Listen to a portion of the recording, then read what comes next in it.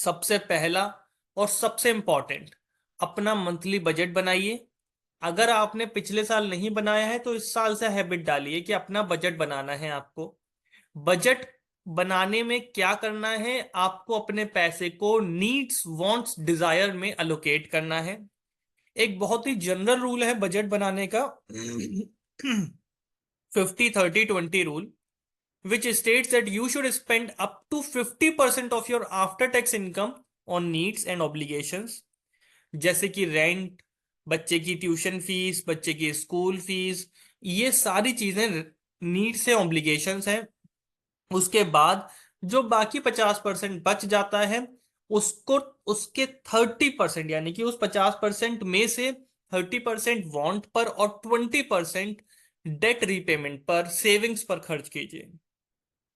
Start investing, अगर आप invest नहीं कर रहे हैं तो इन्वेस्ट करना शुरू कीजिए।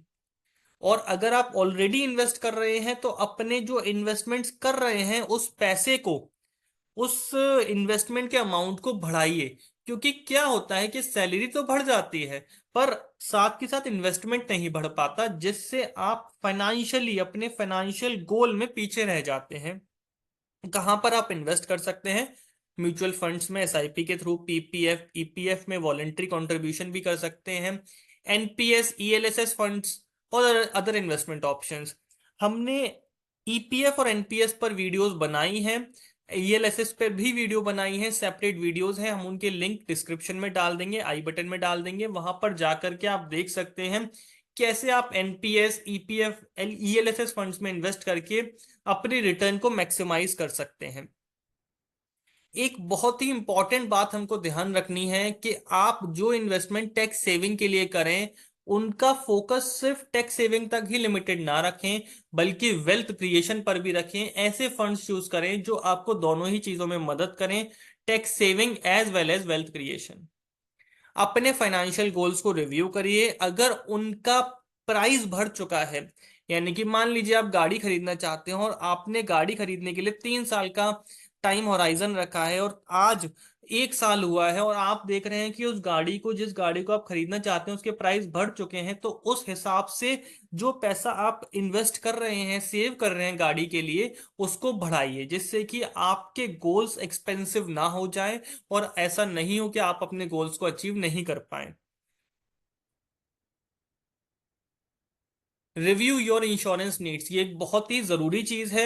आपकी अगर कोई भी एडिशनल रिस्पॉन्सिबिलिटीज आपके ऊपर आई हैं, लाइफ इवेंट्स आए हुए हैं, मैरिज हो गई है, आप पेरेंट बन गए हैं, तो आपकी रिस्पॉन्सिबिलिटीज बढ़ जाती हैं। उस केस में आपको दोनों ही चीज, अपना लाइफ इंश्योरेंस, वो टर्म प्लान भी हो सकता है, नॉर्मल लाइफ इंश्योरेंस भी हो सकता है, और हेल्थ इंश्योरेंस, दोनों रिव्यू करने की जरूरत है। अगर आपने नहीं लिए तो ले लीजिए, ले रखे हैं तो उनके अमाउंट को, उनके कवर को रिव्यू करिए। देखिए कि क्या जो कवर आपने ले रखा है वो सफिशिएंट है या नहीं। हेल्थ इंश्योरेंस में आपको अपने अगर शादी हुई है तो पार्टनर को, बच्चा हुआ है तो बच्चे को, सबको कवर करा लेना चाहिए टाइमली। अपने पोर्टफोलियो को रिव्यू करिए। असेट एलोकेशन जो आपने इनिशियली अपने पोर्टफोलियो में सोची थी, अगर वो डिस्टर्ब हो गई है, आपने सोचा था कि हम अपना 75% पैसा इक्विटी में रखेंगे, तो इक्विटी में अगर वो कम रह गया है या बहुत ज्यादा हो गया है तो उसको रिव्यू करिए। रिव्यू करके रीबैलेंस कीजिए, जिससे कि आप अपने फाइनेंशियल गोल में पीछे नहीं रह जाएं। One must review their portfolio and rebalance if there is considerable change. Investing for the long term is key to wealth creation, but that does not mean कि आप इन्वेस्ट करें और भूल जाएं। अपना पोर्टफोलियो का पीरियोडिक रिव्यू करना बहुत जरूरी है। Reviewing the portfolio will help you understand what funds have outperformed, which have performed as per expectation, and which have been under performers.